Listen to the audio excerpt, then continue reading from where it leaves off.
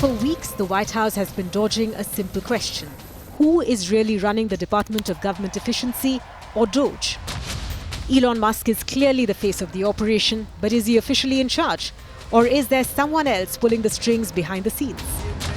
As the controversy grows, the Trump administration remains tight-lipped. And now, new information is raising even more questions. Elon Musk has been leading massive government cuts, firing employees and even issuing directives as if he's in charge of Doge. But when pressed in court, Justice Department lawyers denied that Musk has any real authority, claiming he's merely an advisor to President Donald Trump. Meanwhile, a coalition of state attorney generals is suing the administration, calling Musk an agent of chaos with unchecked power.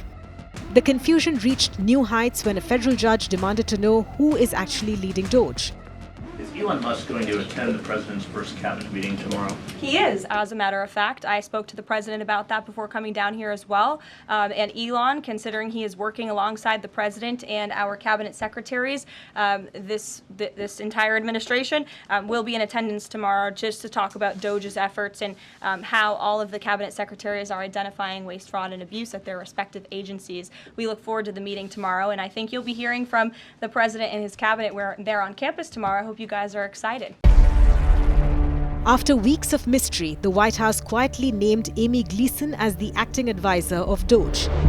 But who is she? There's little public information about her aside from reports that she was previously an advisor at the US Digital Service, the agency that Trump transformed into Doge.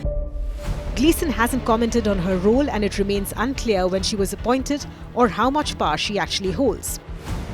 Is she really in charge, or is Musk still calling the shots? Despite the White House downplaying his role, Musk himself is making it clear that he's the one running the show. On his X account, he posted, consistent with President Donald Trump's instructions, all federal employees will shortly receive an email requesting to understand what they got done last week. Failure to respond will be taken as a resignation. Shortly after that, several federal government employees did receive an official email titled, "What did you do last week?" The mail said, "Please reply to this email with approximately 5 bullets of what you accomplished last week and CC your manager. Please do not send any classified information, links or attachments. Deadline is this Monday at 11:59 p.m. EST." According to the White House, more than 1 million federal workers responded to the email. That's only about half of the federal workforce, with many agencies telling employees to ignore the email. President Trump also did little to clear up the massive confusion. Well, it's somewhat voluntary, but it's also, if you don't answer, I guess you get fired. What it really is, do people exist? We have this massive government with millions of people, and nobody knows who's working for the government, who's not. So what they're doing is they're sending out a letter to everybody, and they're saying, what were the things you did last week? I guess they ask for 5. And if people are working, it's easy. I could tell you 5 things I did last week. I could tell you 5 things I did 6 weeks ago, right? Elon was going to be the main topic tonight, and he's going to continue to be the main topic tonight because we are all freaking pissed off about this. You're going to hear it and feel it. Musk's aggressive cuts are sparking outrage across the country. Residents are demanding answers about his real role, and critics argue that Doge is recklessly slashing essential programs. From a conservative perspective, the approach of Doge is completely 180 degrees. They've been indiscriminate, and they've taken a chainsaw to these things. We've seen that with workers from the nuclear workers, the NNSA, our nuclear stockpile, and CDC workers working on the bird flu being fired by Doge and then having to be rehired when someone realizes, oh gosh, we need those people.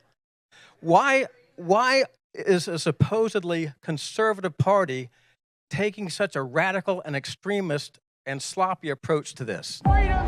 Even Trump supporters are asking who benefits from these cuts.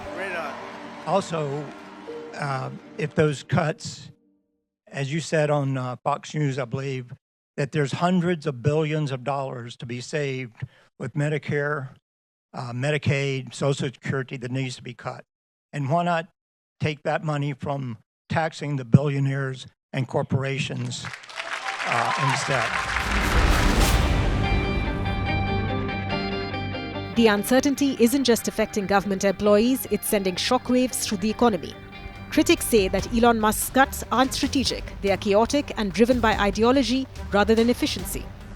If all of that is so uncertain that businesses can't feasibly make CapEx decisions or roll out hiring plans that they might otherwise would have, because some of this administration's policy prescription is extremely pro-business, right? Deregulation, tax cuts, businesses love that stuff. But if they can't count on knowing the rules of the game to roll out some of that stuff, then it really inhibits economic activity and it kind of causes stagnant growth. The White House says Musk isn't in charge. The DOJ says Musk doesn't have decision-making power.